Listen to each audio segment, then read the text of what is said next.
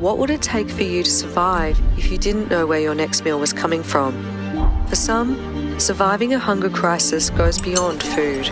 Ongoing hunger in a community can leave people exposed to devastating consequences. Hunger is a known cause of conflict, driving displacement and disrupting regular life.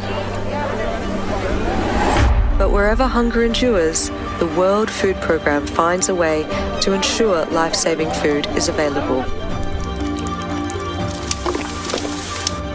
Food assistance remains a vital lifeline for people who otherwise go to bed hungry while living in a conflict zone.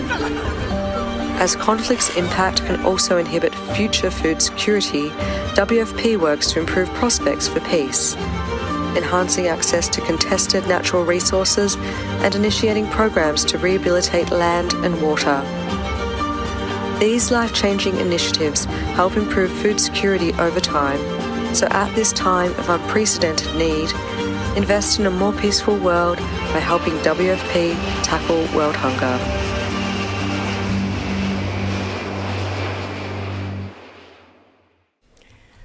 Good evening, everyone. And recognizing that some of our online folks are actually in their morning time, good morning to some of you as well. My name is Wanja Kaaria. I am the program head of the Global Leadership Programs here at Royal Roads University.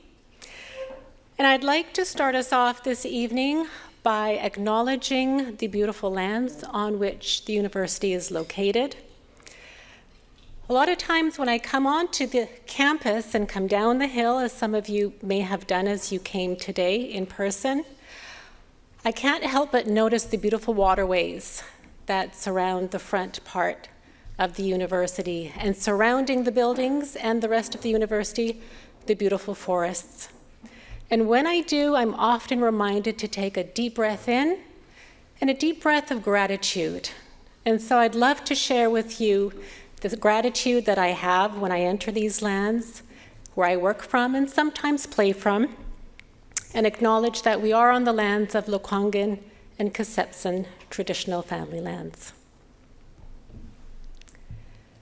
We in the program, so Lisa Korak, our coordinator, and I would like to thank a number of people who have contributed to this event. First off, our president and his office, as well as his staff. Thank you. We'd also like to thank our vice president and provost, Veronica Thompson, and her staff, as well as our vice president, advancement and communications, Susan G. and her staff. As well, we'd also like to thank the School of Leadership for all the work that they've done to help prepare and be with us today. And last but not least, of course, our media services have been working hard to support and prepare, including working with us all day. So thank you to all these folks in the room with us. And before I turn the mic over, and I recognize that we're all in our seats, please feel free, if you wish, throughout the evening to get up, move around if you'd like. I'll also point out, just for your awareness, where the bathrooms are located. So if you just go down the hall this way, you'd have to turn a little bit left, and then there's another hall. The bathrooms are there, and also we have bathrooms on the lower floor. As we move through the evening as well, we have a few folks from the School of Leadership who are supporting us in this room, for especially our online folks. And so with us is Dr. Catherine Edmansky, professor within the School of Leadership. She will be taking your questions for those who are in the online space, or comments during the question and answers period. And speaking into the room with whatever you bring to her attention online. We also have Dr. Niels Agragupta with us from the School of Leadership. He is our acting director, and he's with us taking in any links or information that we can share with you online, so you don't have to keep those in mind. He'll do that for us. So thank you for that. And lastly, when we end, we will end at about 20 to 9 o'clock this evening. I'd like to ask those of you who are here with us in person, if you'd like to stay and mingle, there's an opportunity for about 20 minutes until 9 o'clock to do so. So you're invited to stay if you can. So with that, I'd like to invite Dr. Philip Steenkamp, our president, to take us forward into the evening. Welcome, Dr. Philip Steenkamp. Well, thank you so much, Wanja, for the introduction, and good evening, everybody, and welcome to all the people who are joining us here on our beautiful campus, and also to those of you who are joining us here online as well. I know that there are many members of faculty, associate faculty, we've got staff members, there are students here, I see a couple of members of the Board of Governors, community members, some people from media, and of course, our wonderful panelists who I will be introducing shortly as well. I want to thank Wanja and everybody for everything they did to organize the event tonight. I will thank them again at the end of the evening, but I also want to thank Wanja for that very heartfelt land acknowledgement. I too want to acknowledge our presence here on the lands of the Lekwungen-speaking peoples, the Songhees and Esquimalt nations, and it is truly with great gratitude that I come to these lands each and every day. I ride my bike to work and I come down that amazing hill and look at the water and the mountains and just think how incredibly lucky we are. But what a responsibility we have, a stewardship responsibility we have to this amazing place. So those of you who've had an opportunity to see this campus will know just how special it is. And for those of you online who haven't visited, please come and see us. We'd love to show it to you. So tonight is going to be I think a very engaging discussion for all of us. We're going to talk about, I know the panelists are going to talk about food and food insecurity. We've seen some very alarming statistics these days. The World Food Program, I know from their own numbers, talks about the number of people who are hungry now in 828 million, I think was one of the latest estimates. The number of people suffering acute hunger is increasing as well. And this is not inevitable. I mean, we actually had decades of a decline in the number of people suffering from hunger. And then in about 2015, things started to turn around. And COVID had a huge impact as well. But hunger is also driven by many other things. I mean, we know that the climate emergency has a huge impact on food and food insecurity. We know that conflict and war drive these issues as well. I mean, we just have to look at what's happening with the Russian invasion of Ukraine and the disruption in the food supply there. We've seen mass migrations on a scale we have never seen in human history. And these are significant challenges. And hunger is a global challenge. Hunger is very severe, obviously, in some parts of the world, but we are no stranger to hunger either. There's hunger in our communities and food insecurity in our communities too. And at Royal Roads, we are a university that has always dealt with, tackling the key challenges that are facing our communities. Just a very small example to give you, if any of you have had the opportunity to walk around the campus, you will know that there's a walled garden just not that far from here, about a minute away, walking. And that was the old Edwardian kitchen garden during the colonial days of the Dunsmuir family.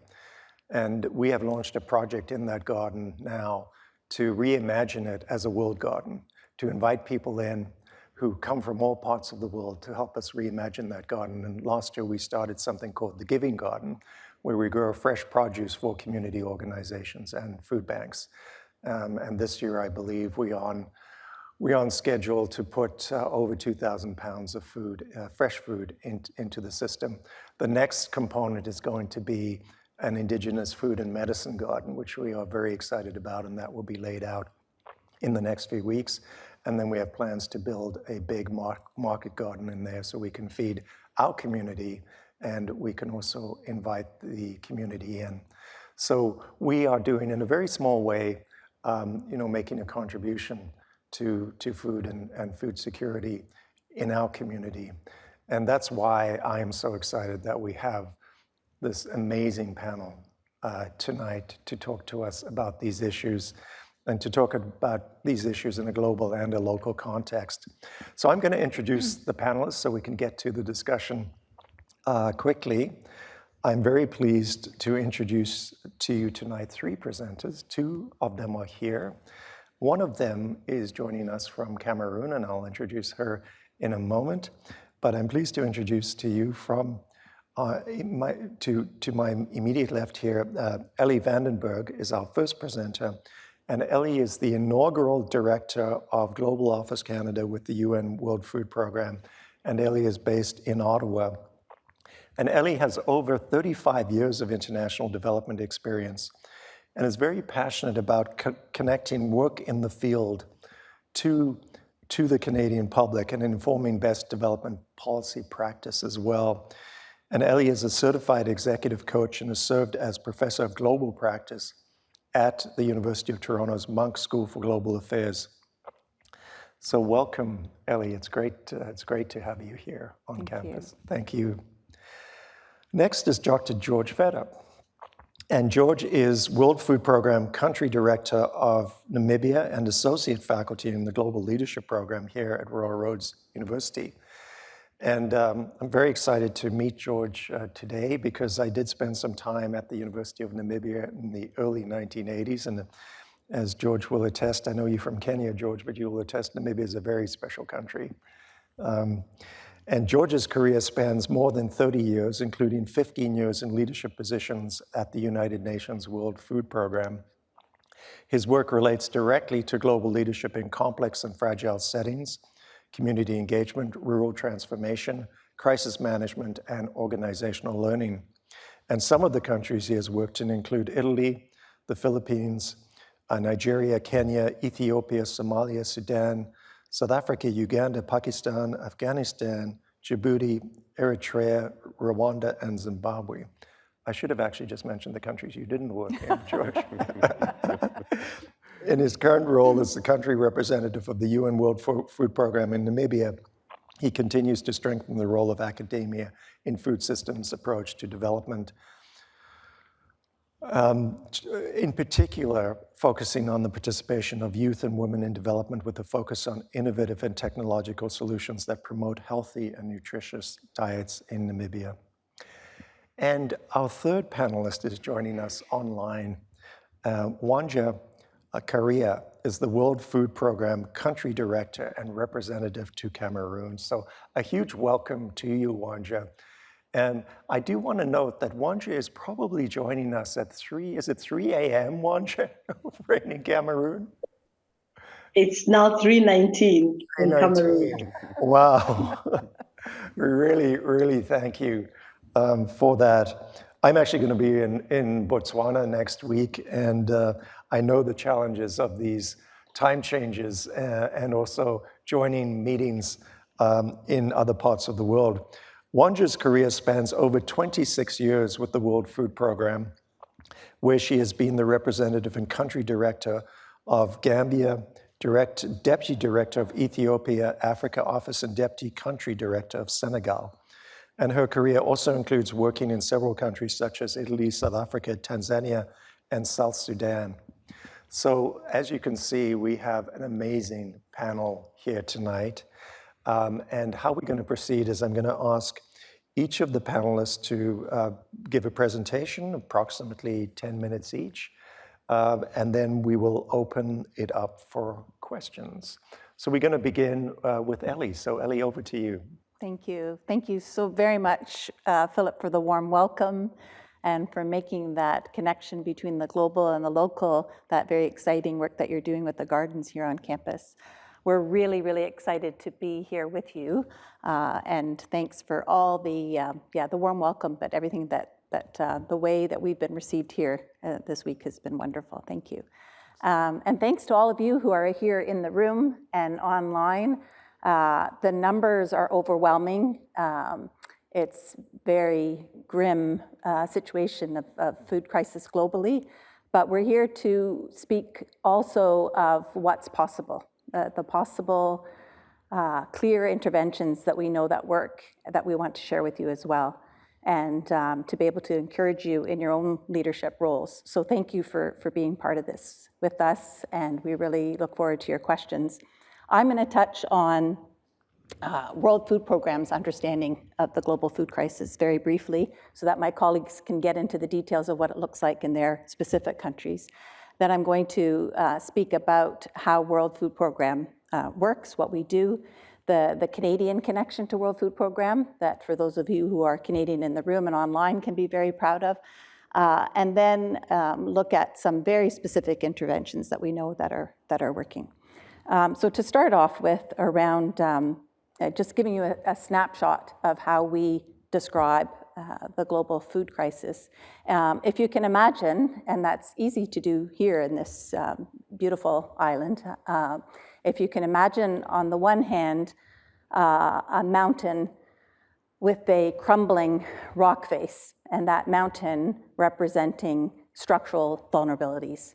Vulnerabilities like weak health systems, education, gender inequality, financial inequality, those representing those vulnerable structural vulnerabilities.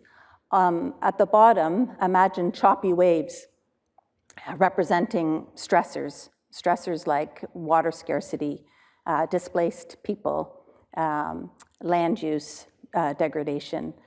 And then on the other side, imagine big tidal waves of shocks, representing the shocks of some of the things that you've already mentioned, Philip, conflict, climate change, COVID, rising costs, famine, just pushing from the other end.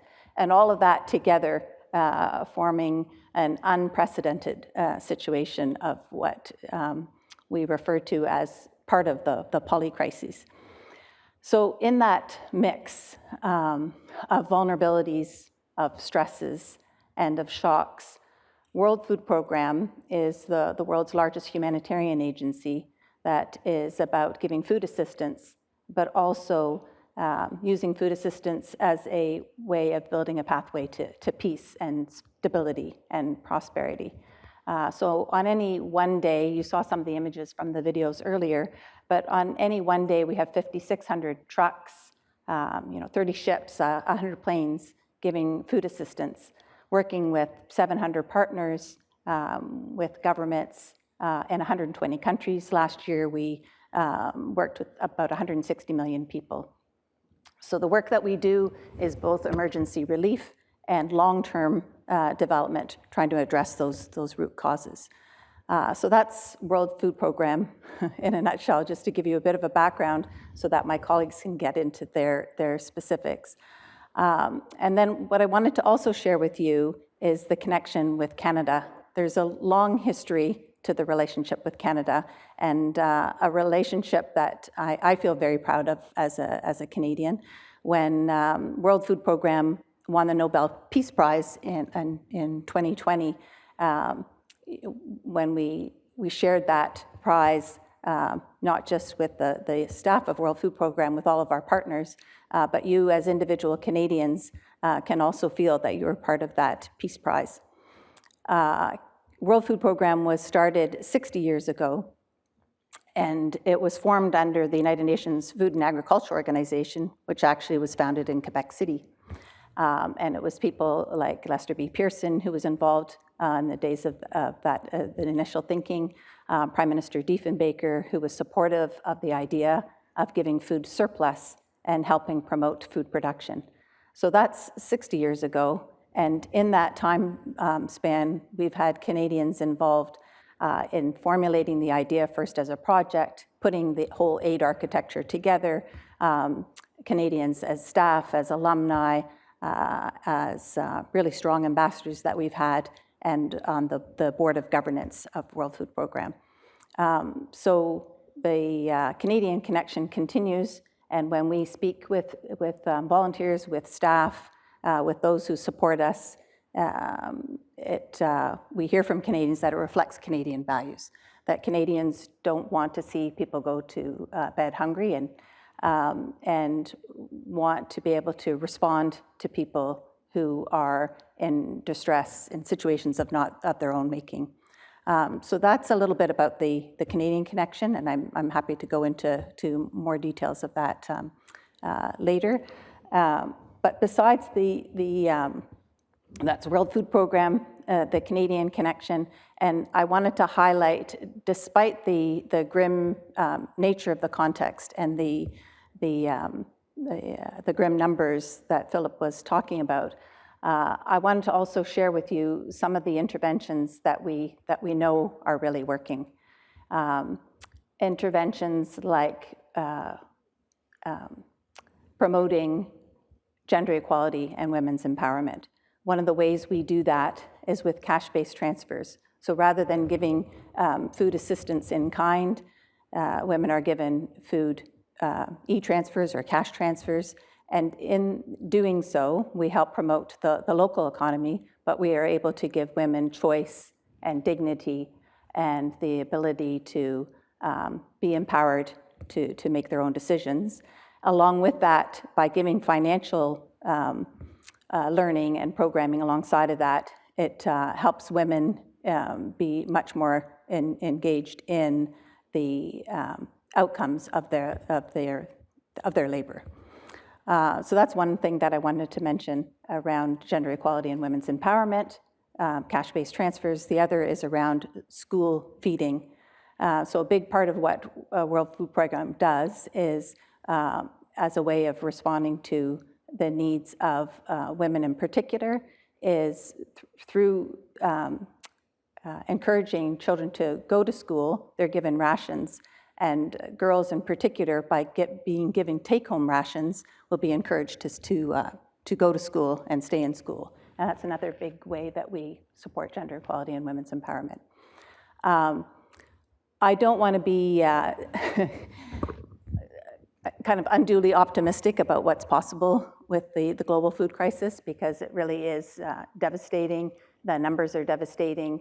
And it can be overwhelming when we think about all those shocks and when we experience ourselves, whether on the island, with the drought that's happening now, or in BC with the fires, or in Canada, across the country, the fact that we're feeling the impact of climate change and the impact of what's happening in Ukraine on our food prices. We're feeling it when we go to the grocery store. Despite all of that, we really do know what works on the ground, and some of the interventions I just mentioned are some of those highlights. And it just on a very personal note, it really pains me. I know a young Canadian who is so upset about what's happening with climate change and how children his age are going to bed hungry, that he's actually listening to a feeding disorder or eating disorder voice that tells him that the way he can contribute is to stop eating.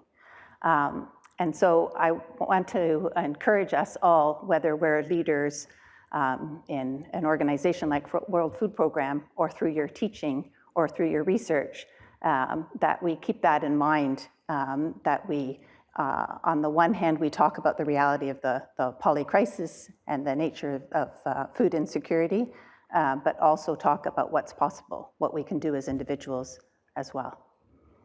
Those are the key things I wanted to mention before we get into the dialogue, Philip. Yeah, thank you so much. Thank you, Elly. And George, I'll hand it over to you now. Thank you. Thank you, Philip, and thank you for having me here. And this is my first year also as an associate faculty at Royal Road, so I feel very fresh and new. A lot of learning to be done in future, so I'm happy to have met some of the faculty that we've been exchanging notes online, Wanja, Lisa, and today Shelley, another Lisa, and Niels. And my dissertation chair, when I finished my doctoral studies, is here. Dottie, so nice to see you here. Thank you so much. I think I'm still doing fine. So, so thanks, Elly, for setting the tone on the WFP global response to the crisis. I'll focus on Namibia. And for those of you who have not visited Namibia, put it on your list. It's a beautiful country, a country that has got two of the largest deserts in the world, the Kalahari Desert on one side, and Namib Desert on the other side. And at some point when you are touring the desert, you can actually go down the dunes into the Atlantic Sea. So a very stunning country to visit. Namibia is rich with resources. Namibia has got gold as one of the natural resources. Namibia is blessed with diamonds. I don't wear any.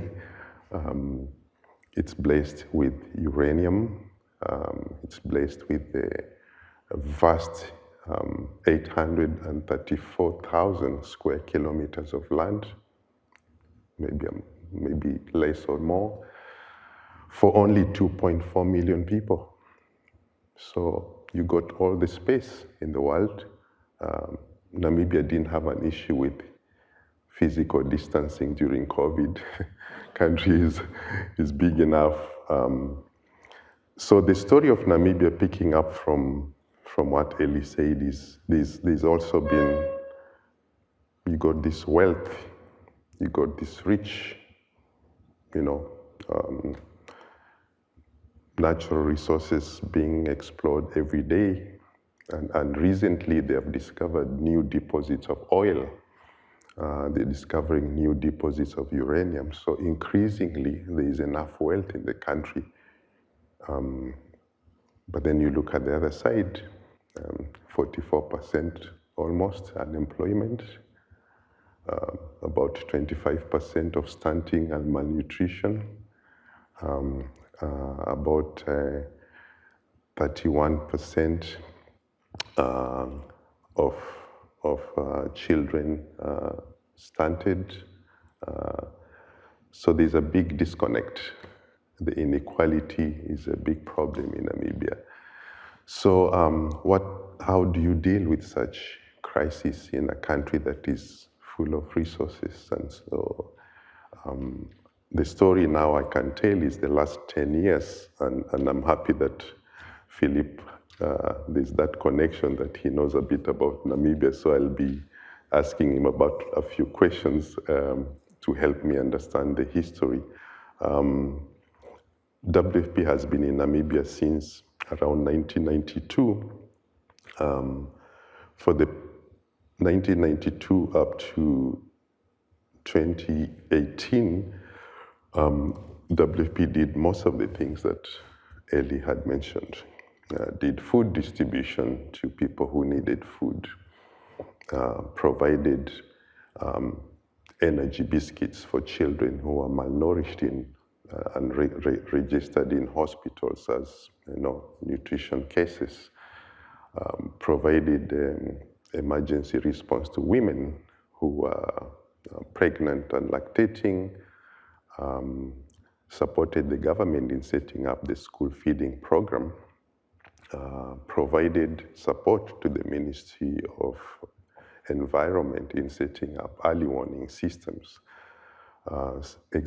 supported the government of Namibia to set up its safety nets where the most vulnerable people could be given food packets through a food bank, establish a digital system to help efficiency in this distribution of the food bank.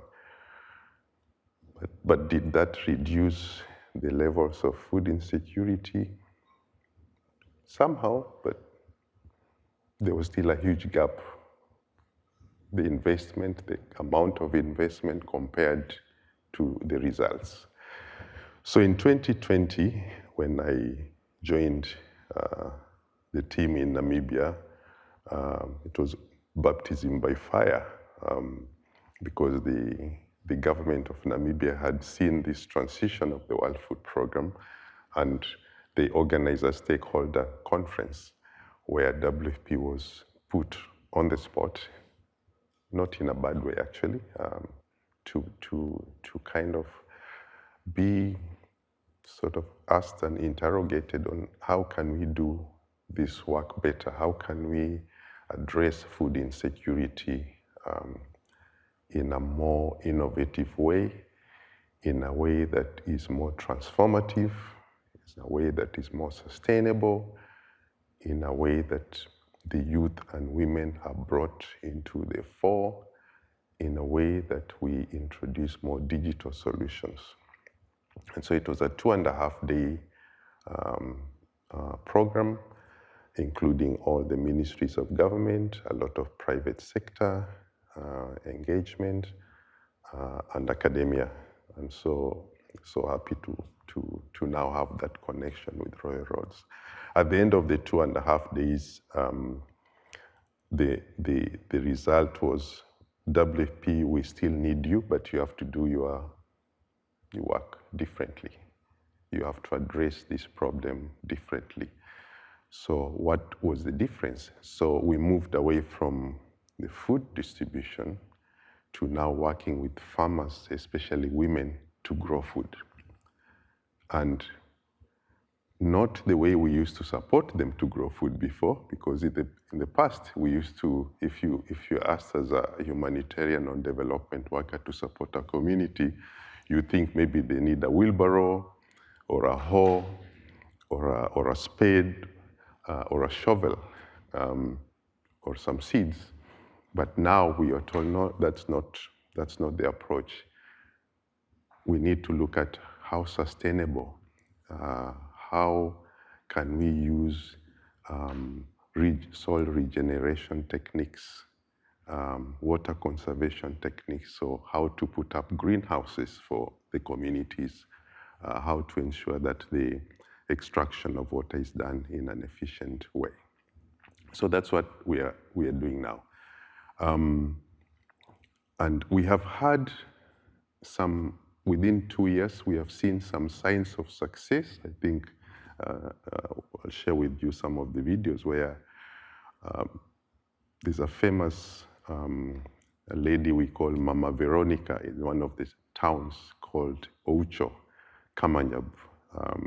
She lost her job during COVID as she was working in a supermarket as a cashier. And then because of that, she started planting a few crops, cabbage, spinach to, feed her family. But when we worked with her to ask her, how can you expand this business, or how can you make this a business? She said it's not possible. There's no water. She doesn't have the skills and technology. So we brought in a few partners, new stakeholders. So we mobilized some stakeholders. In the end, she had a nice greenhouse. She had a nice water pumping station. She had access to the market. Now, to cut the story short, the same lady is now supplying lettuce, green peppers, and cucumber to the same supermarket that fired her many years ago. So these are small examples that, as Elly said, there is hope. There are solutions that can be introduced to trigger and catalyze this change. We don't have to keep on doing the same things all along. The other story is there's a 25-year-old young man and a 19-year-old young girl who are running a startup company called the Tololi Shop. If you Google, you'll find it, T-O-L-O-L-I shop in Namibia. It's an e-commerce platform. And what this young lady and young man are doing is because Namibia is very huge in terms of size, it's very difficult to take produce from one place to the other.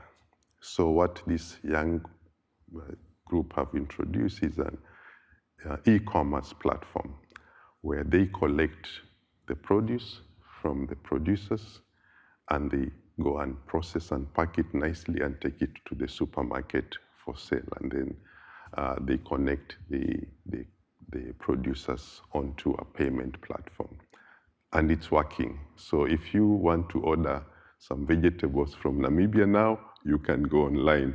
But that was not the intention. The intention was to reduce the supply chain challenges that were already existing and now bringing all these, especially women and low-income farmers, to have access to the market.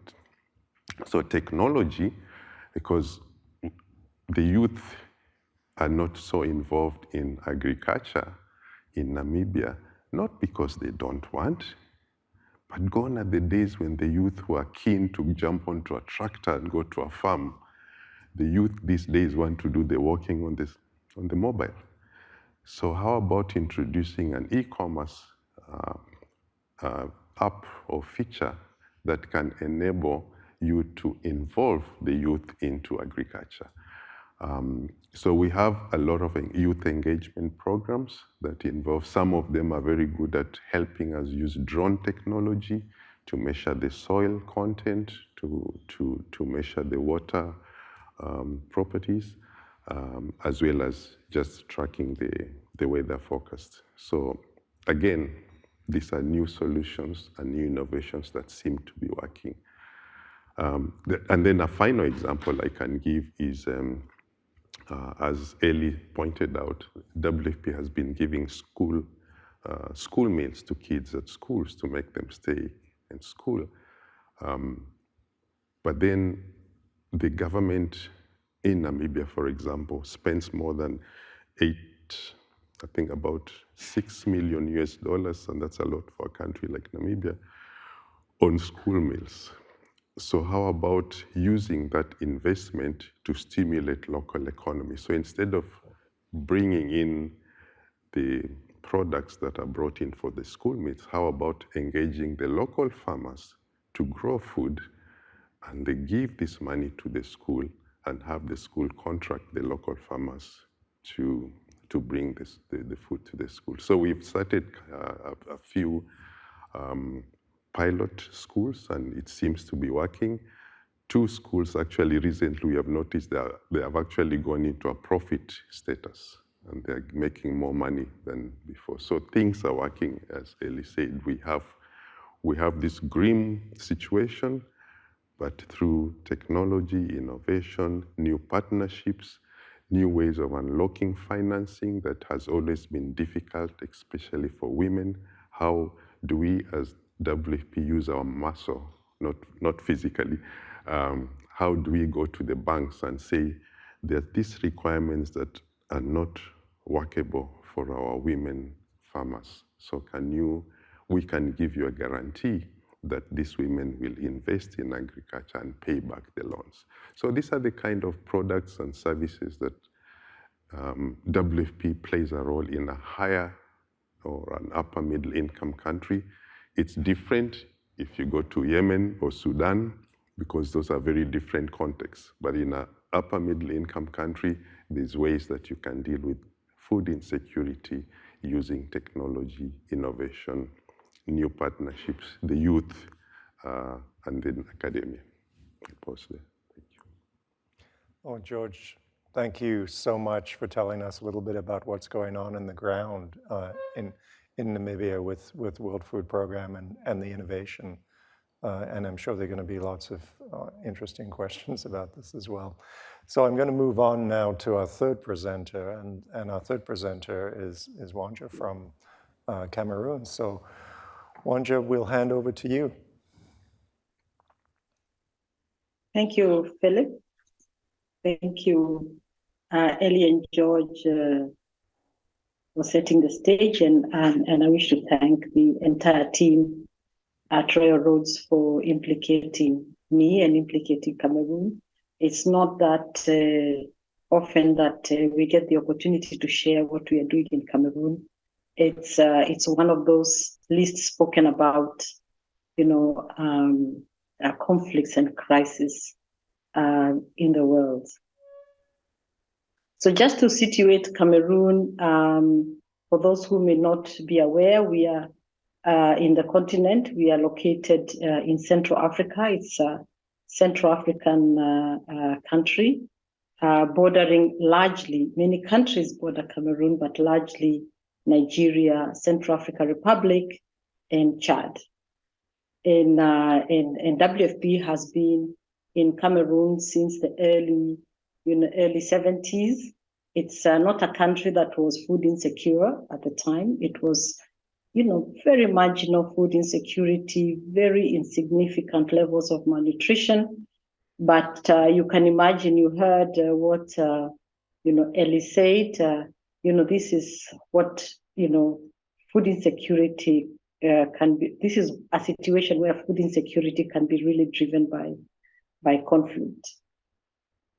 So in Cameroon, we have about 2.4 million people who are food insecure. You heard George, this is about 10% of the population, we're about 26 million. And you heard George talk about the population being 2.4 million.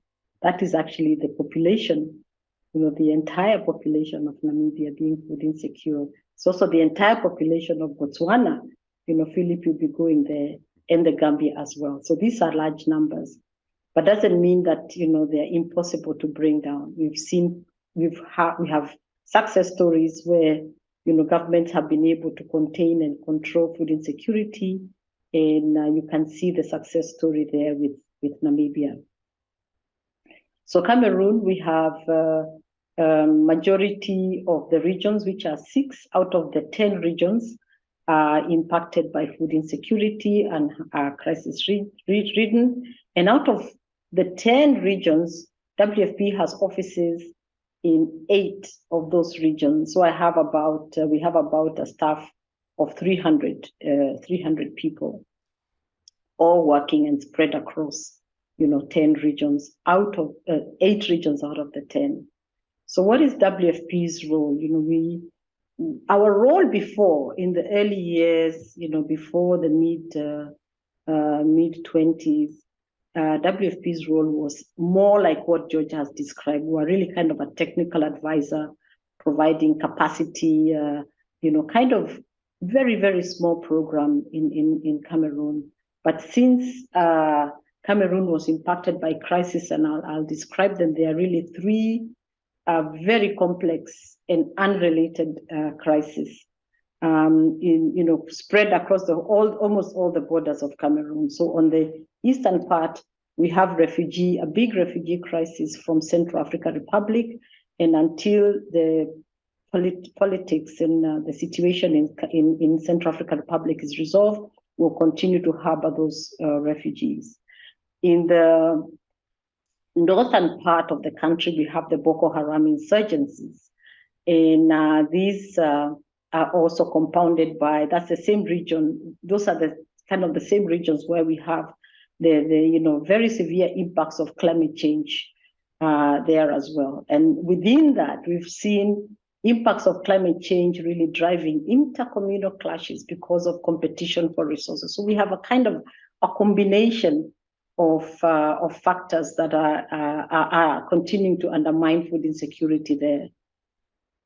Then in the east, in the western part, we have, I don't know if you've heard about the separatist conflict there.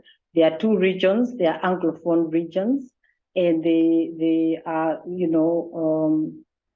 striving to be separated, kind of want to secede from Cameroon. So this has been, really compounded just the vulnerabilities of the local population. We have over 1 million people who have been displaced, generally in the country, and we have, a refugee crisis generally, because in the far north, because of the insurgencies, we also have Nigerian refugees. So overall, about 500,000, refugees combined. Some of them, of course, are resettled within the populations, others who are sitting in camps. So you heard about, on top of all that, somebody did mention, the impacts. I think it was Philip, the impacts of COVID-19 that also went ahead. At the back of all that, we had the impacts of COVID-19, and now we have, transmissions from the global crisis, the global crisis in Ukraine, Russia and Ukraine. So all those have combined to further, make governments much more vulnerable. And so, WFP intervention in this country is really to support government. We don't come in and do our own thing or try to replace the role of government. Our role here is to support government, to help communities, build their resilience to shock. First of all, twofold: save lives, those who need to be saved, and then, of course, support those communities. You heard about the transition pathway, but also work with governments and communities to see how we transition these communities to self-reliance. So very difficult within the context, the kind of context that we are talking of. We talk of the 3 C's, which is COVID, costs, and climate. Climate is really a difficult one. You can see that's really something that has to be tackled as a concerted effort globally. But I believe that these are not unsurmountable challenges, because we know that immediately peace resolutions, the minute we have peace discussions, peaceful resolution, we do imagine that these crises tend to dissipate very quickly. And so, just to mention very quickly, though I wanted to mention it later, that Canada is playing a very critical role in trying to support the peace discussions, on what we call the Northwest-Southwest Anglophone crisis. So, you heard a lot about, the WFP does not only do humanitarian support, but we also try to build community resilience. This is because more often than not, every year there's another shock. And so the role of WFP is try to see how we can make communities much more resilient to shocks. In Cameroon, every year we have, severe floods. If we don't have severe floods, on top of all that, we have a big drought crisis. If we have all those, then we have an intercommunal clash. So you can imagine it's an overlay of many, many challenges. But together with government, we've been trying to work on looking at, number one, around conflict. We try to resolve some of the competition for resources, particularly in the far north. And we try to develop climate smart agricultural activities. We try to support building of, kind of pathways for livestock, because the last crisis was a kind of conflict between livestock herders and farmers. So we try to make sure that we provide water resources, sustainable water resources for livestock herders, and agricultural communities. We work with them to build, additional diverse livelihood activities, not just to depend on one type of activity. And within that, you heard George talk about school feeding.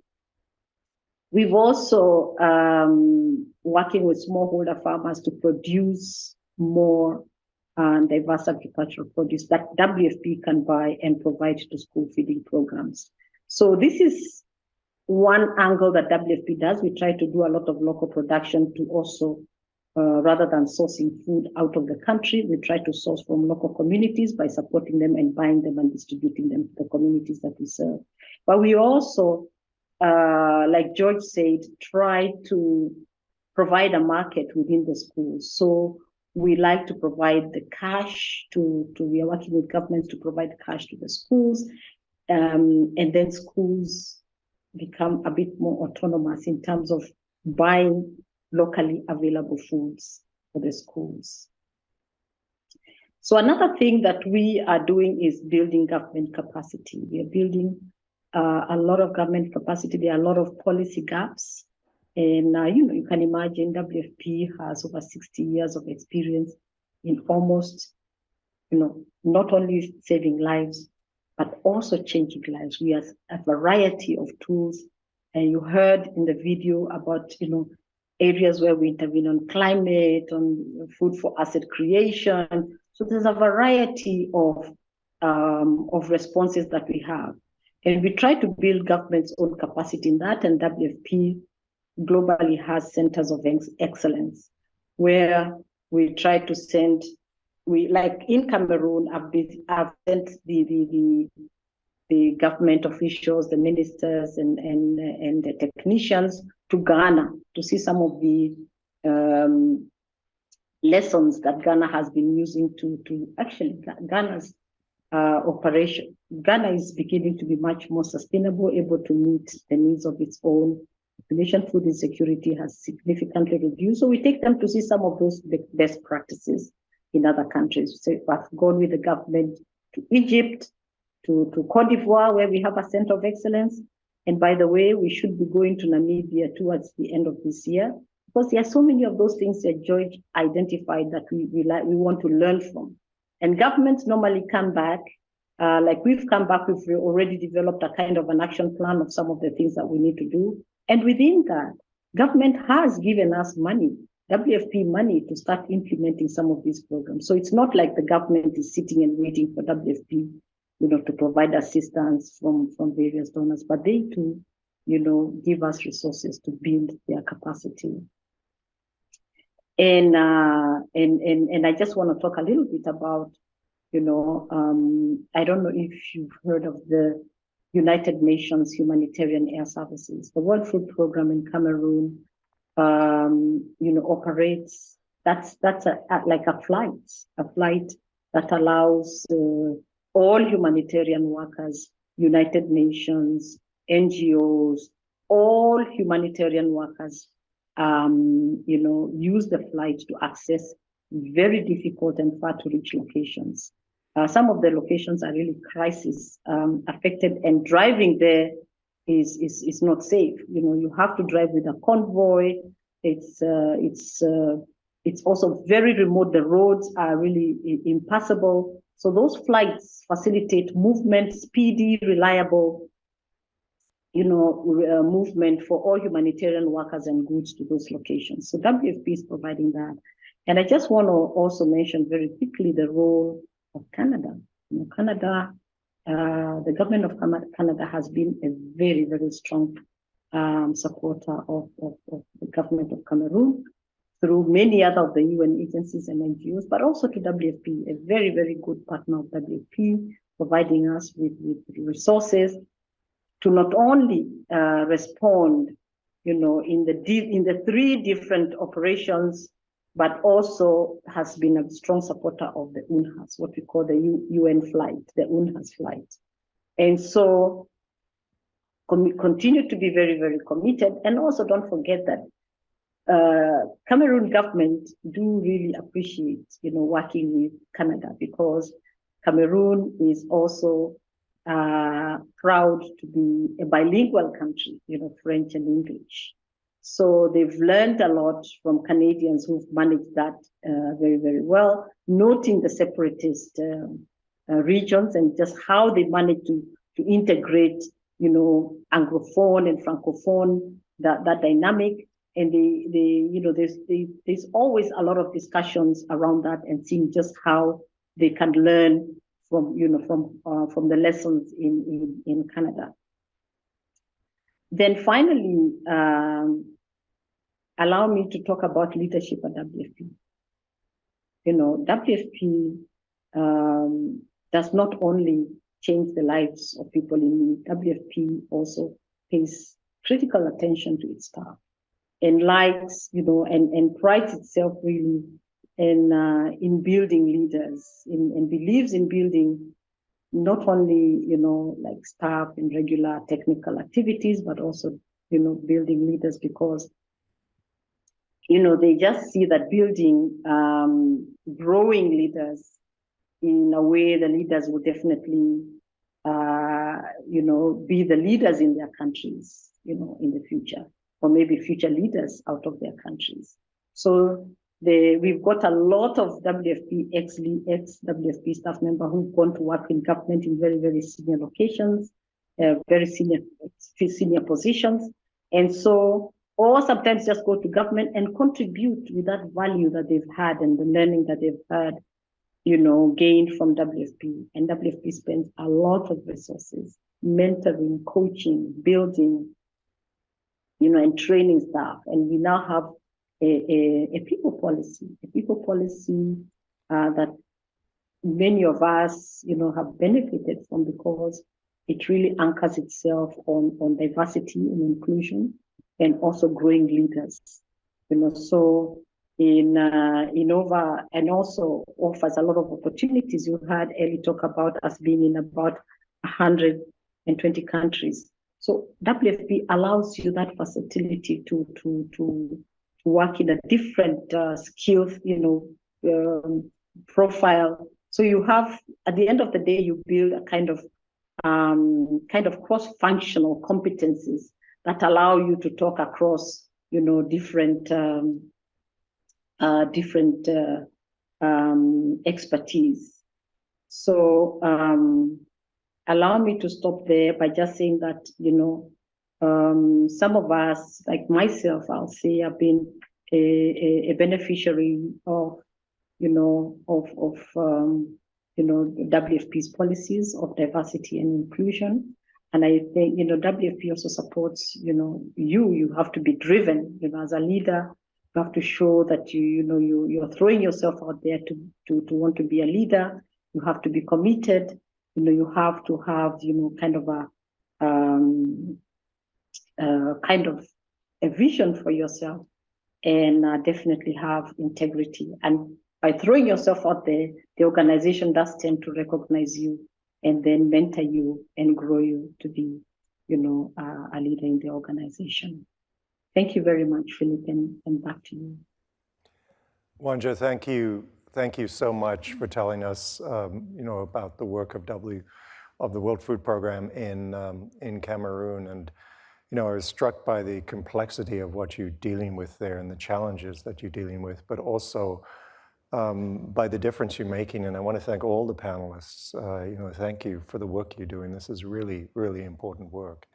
And it's very interesting for us to hear not only the scale of the challenge, but also some of the incredible innovation that's taking place on the ground in different places, and how circumstances differ and require different approaches. And I think a number of you have touched on the importance of leadership, and I know Wanja was ending on that note too, and the importance of hope. This is an issue I know we all dealing with, and I know, Elly, you touched on this too, but these challenges can seem overwhelming, particularly to younger people.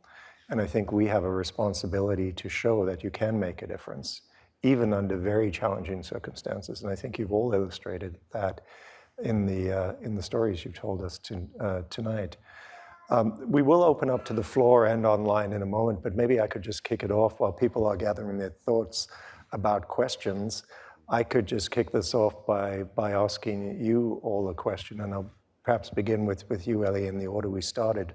And I've changed my mind a little bit of the question I was going to ask you, but what role can universities and post-secondary institutions like Royal Roads play in this? Because I think, you spoke about the historic role, for instance, Canada played, and both George and Wanja touched on academia too, but I wondered if you could elaborate a little more on what you think we could do. Right. Great question, thank you. When I was speaking earlier about what World Food Program does and why we should be proud as Canadians, I didn't get into the specifics of what our office does in Ottawa.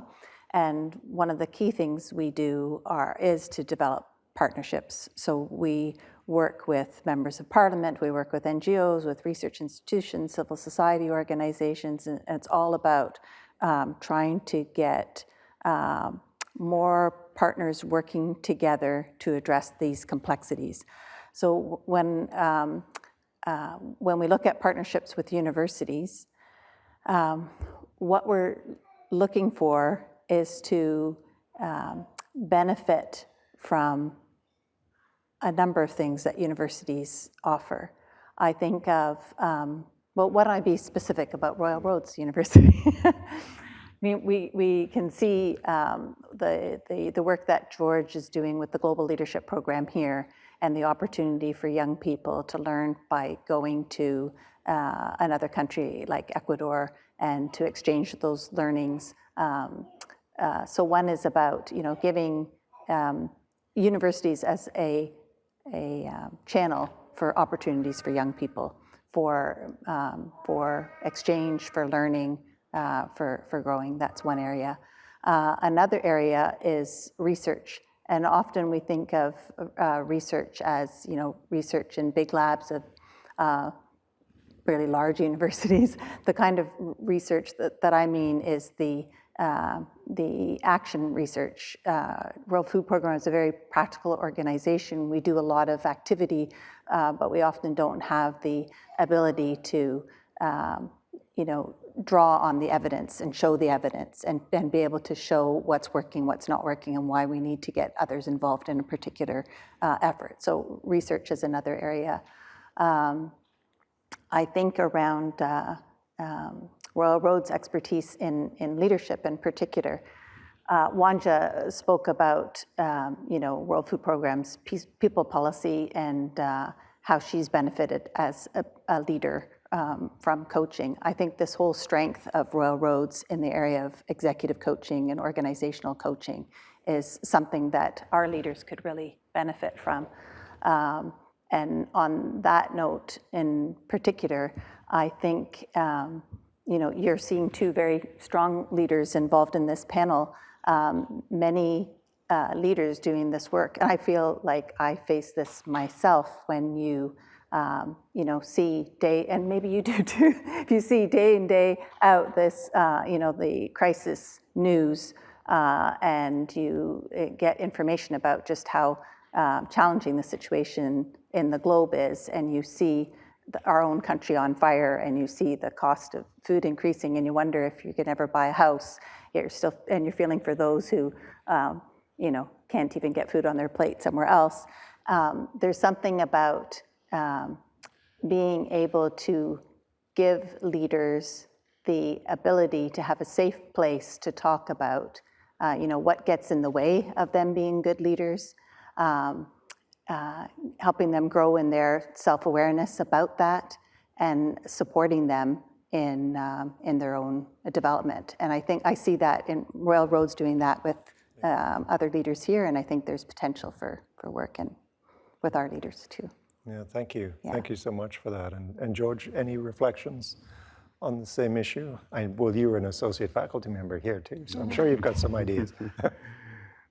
No, I think as Elly mentioned, it's basically universities are, like Royal Roads, are very critical in helping organizations like WFP to step into uncharted waters, because universities have that eagerness for research and inquiry. Some of these functions are not easy to even find place in WFP, for example.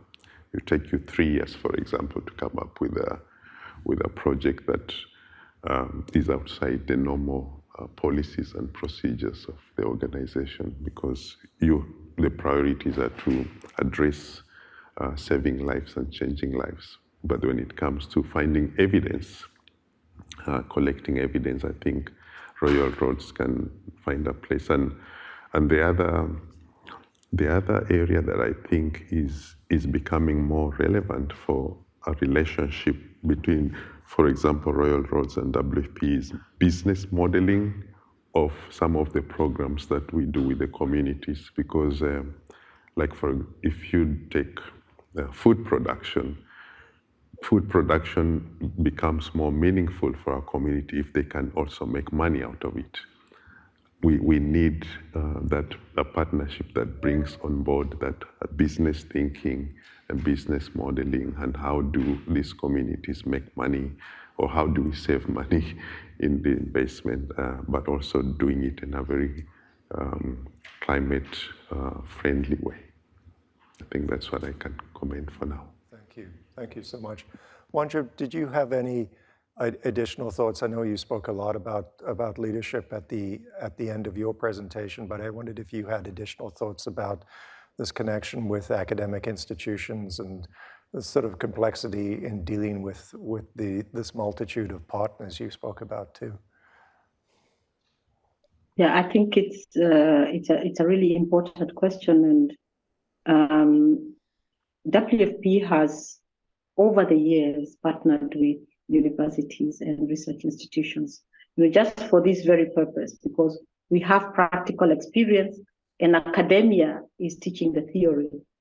So we are able to actually provide that grounding, that ground truthing of what is being learned. And in Cameroon, I have agreements, what we call memorandum of understanding with about 6 universities.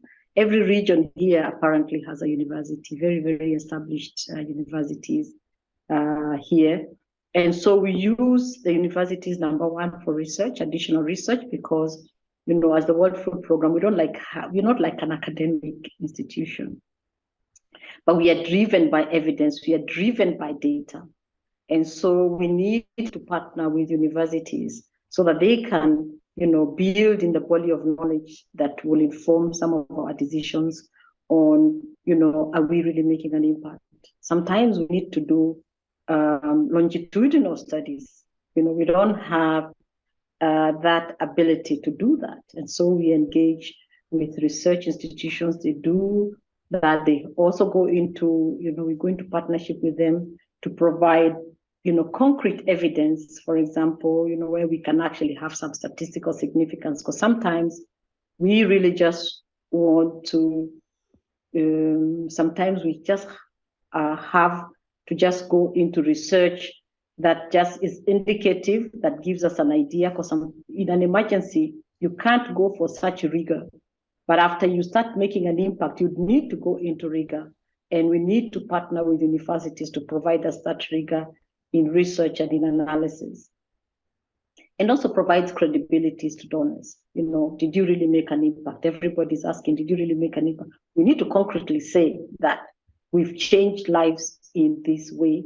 And because we also have our M&E structures, we need to say, yes, this is what the objective was, this was what the outcomes were intended, and we did achieve them. And if we didn't achieve them, these were the reasons why we did not.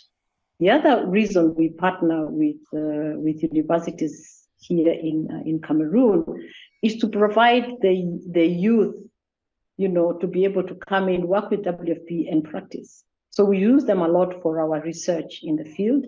We allow them to come in as interns. Every holiday, I've developed a program where we bring in, about 10 university students to work with us at their 3rd year. And so that gives them, we are also building competence that will later come and work in WFP, because you don't go to learn how to work in WFP at the university. So this kind of grooms them. And we've had an opportunity to employ some of them back, at the 3rd year. Immediately they graduate, we just bring them on board, because then they just hit the ground running. So there's and for World Food Programme now, we have so many global partnerships with universities for research, supporting building of knowledge. And then WFP also has its own unit that does just analysis. And so we have a wealth of data that we are not able to robustly analyze. So I've been in situations where I've contracted the university to do, additional data mining for this data to tell us a little bit more, because, out of the wealth of data that we collect can be hundreds of thousands of data over the years. And we can draw some trends, we can draw some in-depth analysis. And so we do partner with universities to provide us with much more in-depth analysis as well. But let me stop there, because I think a lot of it has already been said by Elly and Yeah, thank you so much, Wanja. And Elly, you just had a follow-up.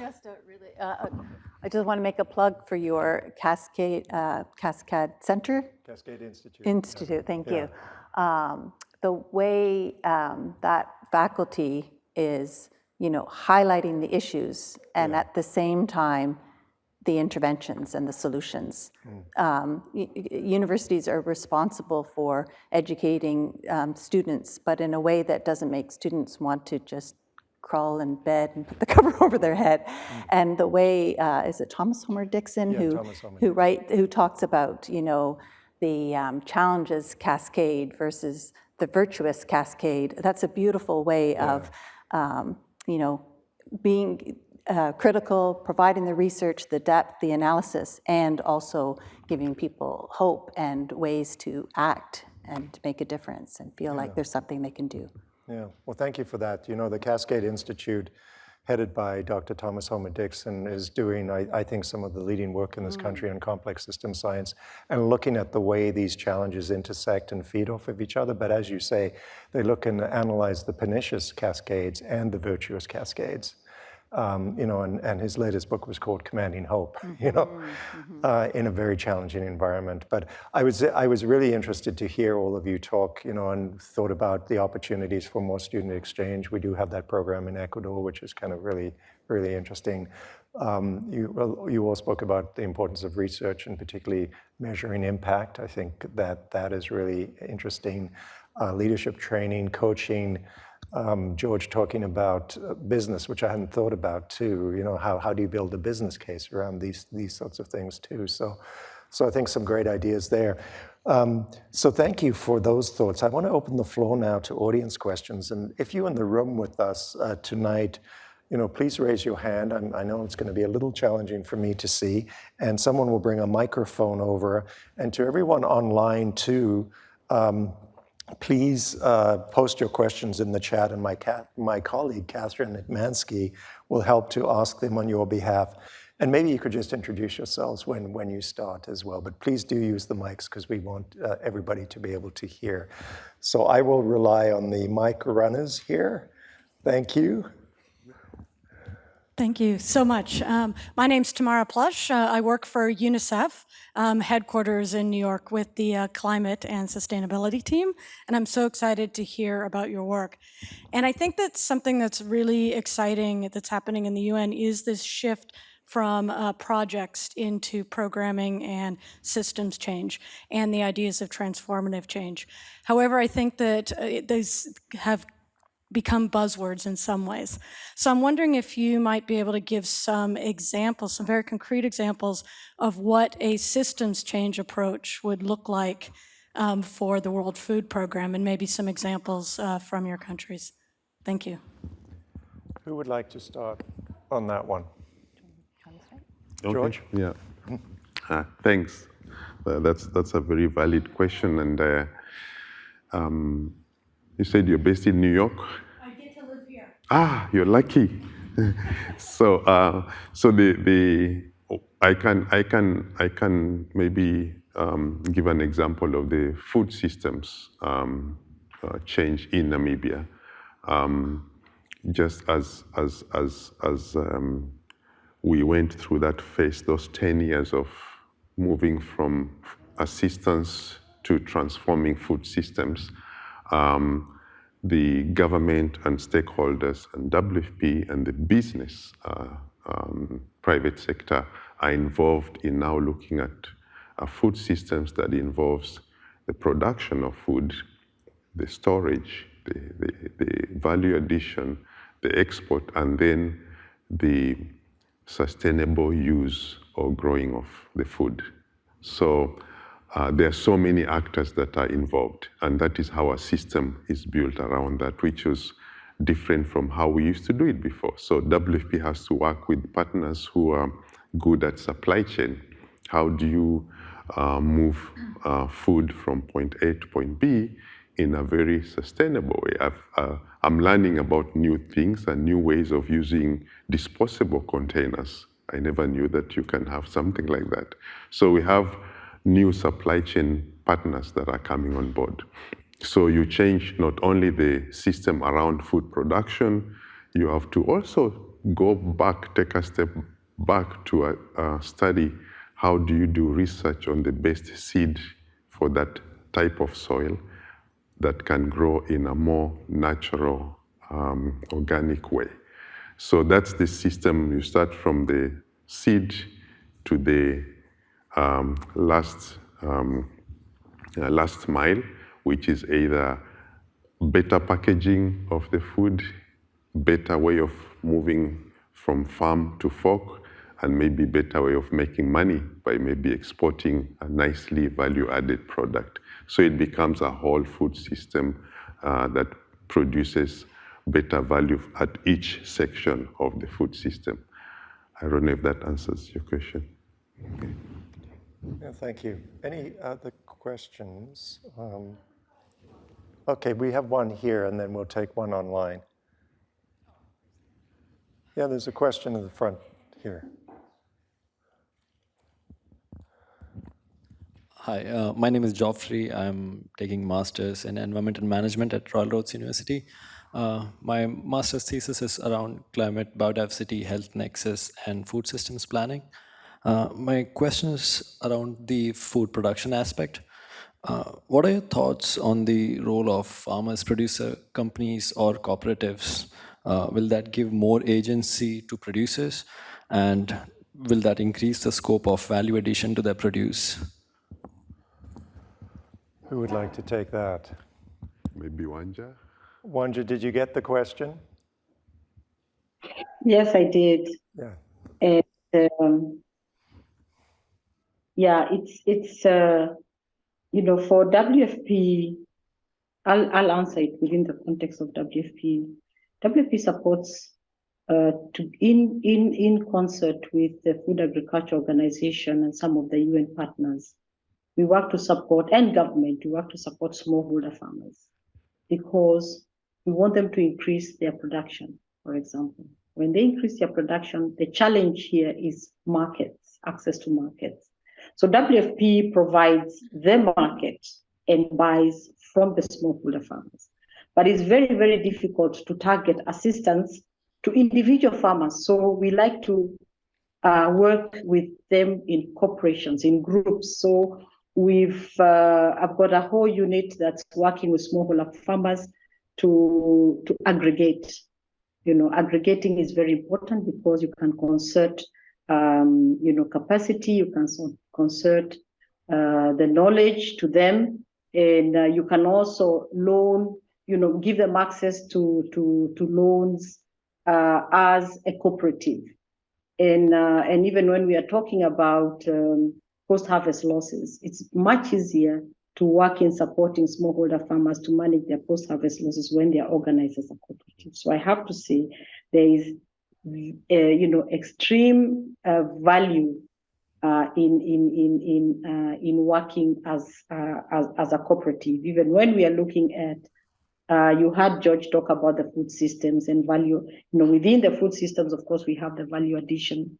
We are now working with smallholder farmers to see how we can also improve their packaging, their transformation of the commodities, their marketing. It's always best when they are working, when we are working with them at an aggregated level, and that is at a cooperative level. Thank you, and back to you. Thank you, Wanja. Thank you so much. Catherine, would you like to give us some online questions? Certainly, we have about 4 questions already online. And so what I'd like to propose is to summarize them, and then whichever one of you would like to respond, you're welcome to jump in. So the 4 questions pertain to food price regulation, sustainable water projects, GMO production versus traditional or regenerative indigenous practices, and energy production to grow food. That's the high-level summary. So let me ask you the specific questions. The first question is, does the World Food Programme include any regulation, or do you lobby for any regulation on food prices, especially in Africa, but more generally across your programs? That's the first question.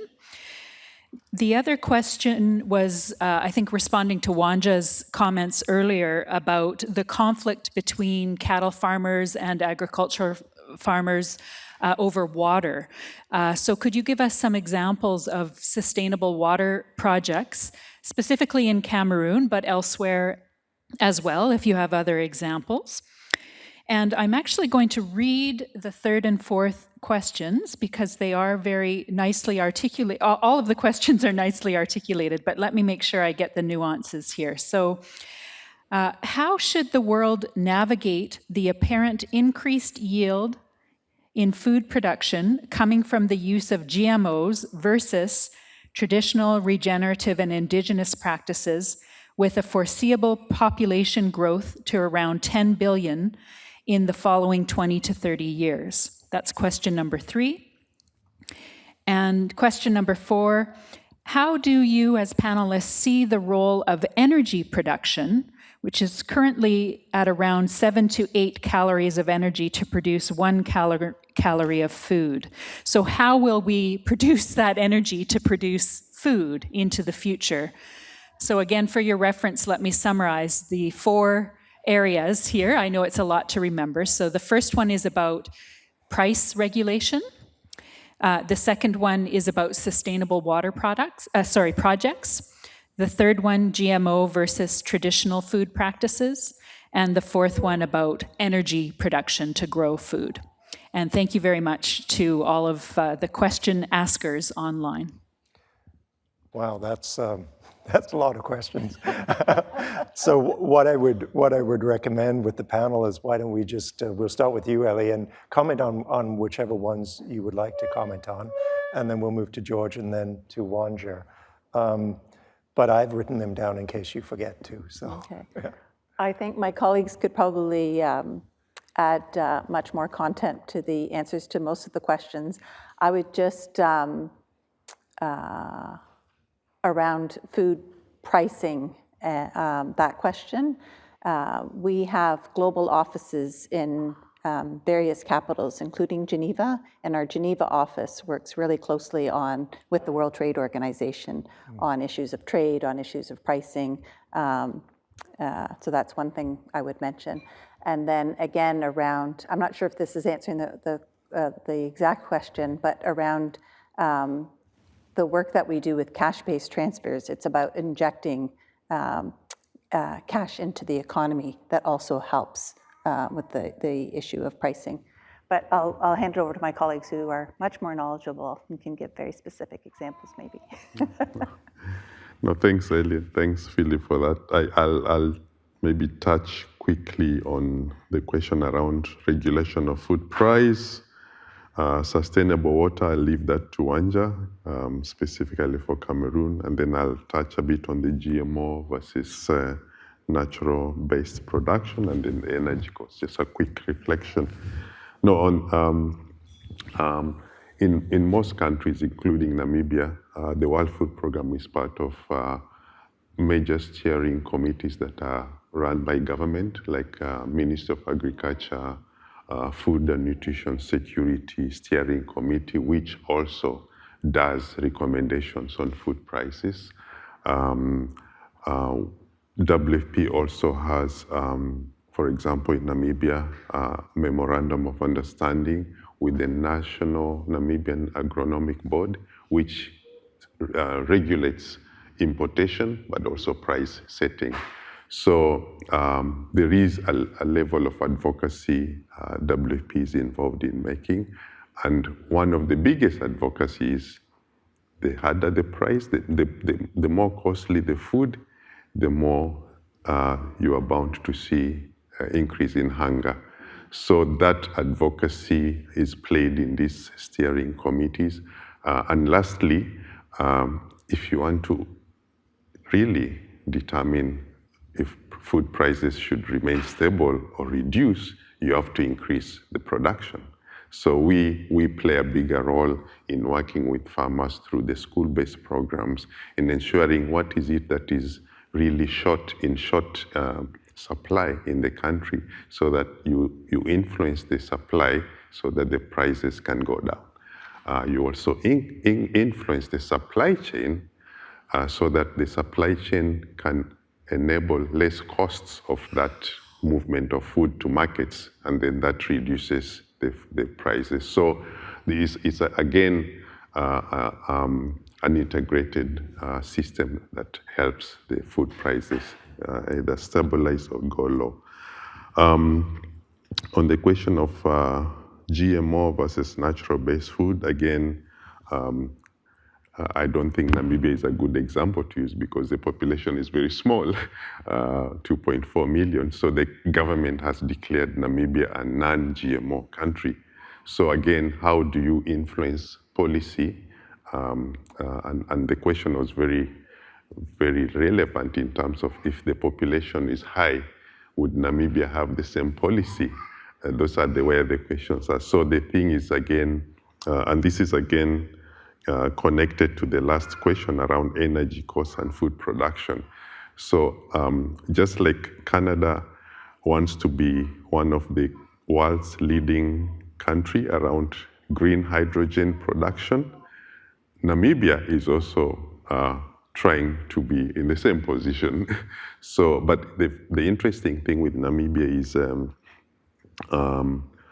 green hydrogen, and for those of you who do science, and I'm learning every day, I actually spend some time after meeting students and partners, I go to study what did that person talk about. So I understand that to produce green hydrogen, you have to take salt water through a process of electrolysis. And in order to go through that process, there are very many different ways of maximizing the use of oxygen and extracting the carbon, but the end result is desalinated water. So World Food Programme is working with the private sector that is involved in green hydrogen production in using the desalinated water for food production. And so that is where you can reduce energy costs by using some of the green hydrogen processes to produce food instead of again using another layer of energy for the same amount of food you want to produce. So actually you're, what do you say, shooting or killing 3 birds with 1 stone kind of thing. That way you reduce energy costs, you're actually increasing the outflow of a new input into agriculture, which is water, and therefore also reducing the cost of having water that you would have spent in having water produced elsewhere. So these are the kind of things we are seeing gradually as we get involved in this process. And finally, the fact that the introduction of agrivoltaics, which is the use of wind, solar energy in agriculture, is also starting to show results of drastic reduction in energy costs in production of food. I think that's, I can stop there. Well, thank you. Thank you for those examples. And Wanja, perhaps you could talk a little bit about sustainable water projects, because that was one of the questions as well. Yeah, on the intercommunal clash and impacts of climate change, in Cameroon, what happened for 3 years in a row was the competition for scarce resources. And during the drought seasons, the water points for the livestock are all dried up. So and the routes, so the livestock herders divert their transhumance routes to where there's agriculture production taking place, where there's farmers are actually cultivating. So what we've done, of course, working with FAO as well, is to develop new routes for the livestock herders so that the transhumance is passing through a different, a kind of a corridor. And within those corridors, we work with communities through what you heard being referred to as food for asset creation or asset creation activities. So we work with the local communities to develop kind of a dam or water point for the livestock along the transhumance routes. So when it rains, those water points are filled, or like little dams are filled with water. that keeps the livestock well, supplied throughout the dry season. For the smallholder farmers, we have, shallow wells and also dams for irrigating their agriculture that we also develop with the communities through using their labor, but of course we also get additional funding to support communities to do that. So this is an ongoing thing. We don't only do that only in areas where we have livestock herders or that conflict, but we also systematically make sure that where we are doing agriculture production, we have an alternative water, water source that they can use during the dry season. This is supposed to deter, the livestock herders going into the areas of the agriculture producers, smallholder farmers. I wonder if that has answered the question, but back to you. Yeah, thank you. Yeah. Also Elly? introduce microinsurance schemes that help as a buffer when water is scarce, so that they have something to fall back on until the season has passed. Thank you. We do have a few minutes left, so let's take another question from the floor. There's one over there. Thank you.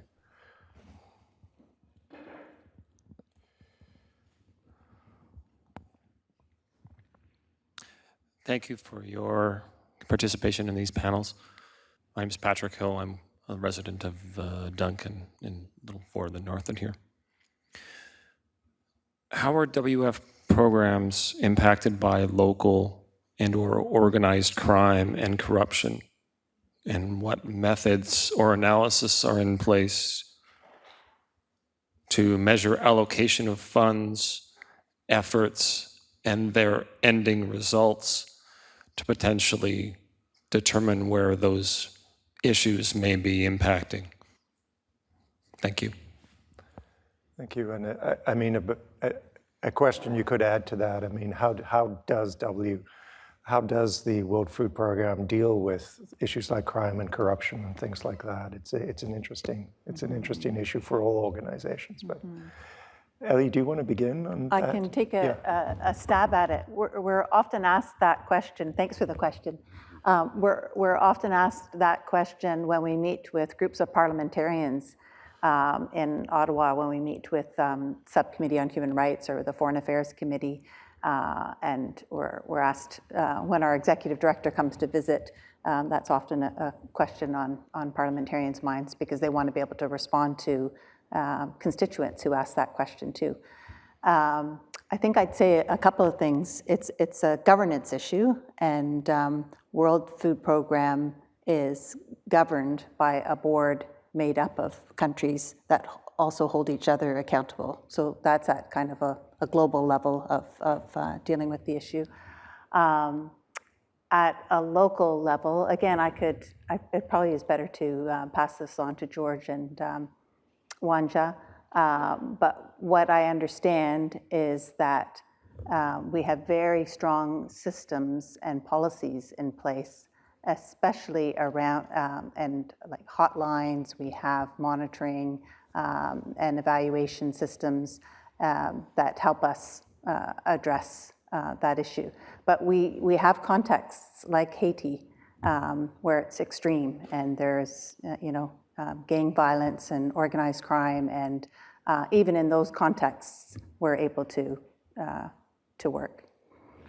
But do you want to give specifics, George? Yeah, I think that's a good question, and it's daily. It's almost a daily encounter in our kind of work, because we are all human, and you'll always find human who wants to be smarter than you. From the experiences I've had, I think what's so important at community level is inclusiveness of as many people as possible. When you're doing your needs assessment, you're involving representation from women groups, from the youth, from the church, from the local politicians, because you need them. So when you have that inclusive structure on the ground, it helps you to de-risk any decision that might require transfer of resources, because everybody has been involved in determining where those resources need to go. But then equally, as Elly says, internally within the organization, we have a risk and compliance function. So I have a risk and compliance officer who makes sure she does check that we have gone through the steps we're supposed to go through, because before you enter into any signing of agreement, and then if the agreement is of a substantial amount of money, it has to go from Namibia to our regional office in Johannesburg, who will have to do another due diligence, then go to our office in Rome, our legal team, the most feared by most of us, because once your document gets there, you must answer a lot of questions. So we have both community-based, government-based systems that we go through. So that actually makes us kind of shield from fraud, corruption, and any irregularities. The only area that I've had exposure to when dealing with crime and organized gangs, a lot of that also depends on your personality. If you're able to do both informal, I'm not asking you to be a spy, but sort of building these relationships that are important for you to know who you're dealing with. So I know in one situation, we had to find a way to communicate with people who were in the rebel movement, because out of those communication, you can discover that maybe the government representation has information that they're not giving you. So this exchange of information has to go through some very formal and informal structures in the community. So you have to really establish a lot of additional structures of networking to give you the information that you need, so that it helps you to address any possible risks of how your program might be exposed to being misused. So I don't know I think I'll stop there. Thank you. Well, we are at time, so I am going to wrap up proceedings now, but I was really excited to listen to the panelists tonight, and also to hear people's questions and just the level of interest there is here. And I just think there's a huge opportunity for us to work collaboratively on these issues. At Royal Roads University, we pride ourselves as being Canada's university for change makers. In fact, is that Brian Belcher? Is that Brian over there? Yes. So Brian is the very first Ashoka Research Chair here at Royal Roads University, I think appointed 2019, right, Brian?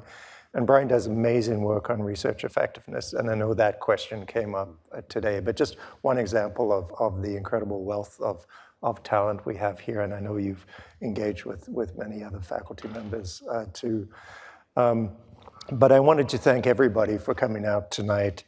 I really want to thank our panelists for being with us. I want to thank Wanja Kaaria and the program coordinator, Lisa Korek, as well, with our Global Leadership Program in the School of Leadership Studies, for organizing and bringing us together tonight. George, I know you initiated the ideas that led to this event, and I want to thank Elly and Wanja for their wisdom and their global leadership, the knowledge that you shared with us tonight. All of you, thank you so much. Special thank you to Wanja for getting up, well, no, maybe not getting up, maybe not going to bed, but being with us in the very early hours of the morning in Cameroon. And again, I think you all have our thanks for doing this really important and critical work. And I want to thank as well our media services team, our communications team, and all the staff who work to help bring this together too. This is the end of the formal program. We have little gifts for our panelists. We will mail one to Cameroon as well. But I do remind you that please do stay and mingle in discussion. We do have some time, and you'll have an opportunity to talk with each other and with members of the panel. So with that, I just want to Thank you all so much. Great to see you all. And if you'll join me in a round of applause for our panelists, that'd be great. Thanks so much.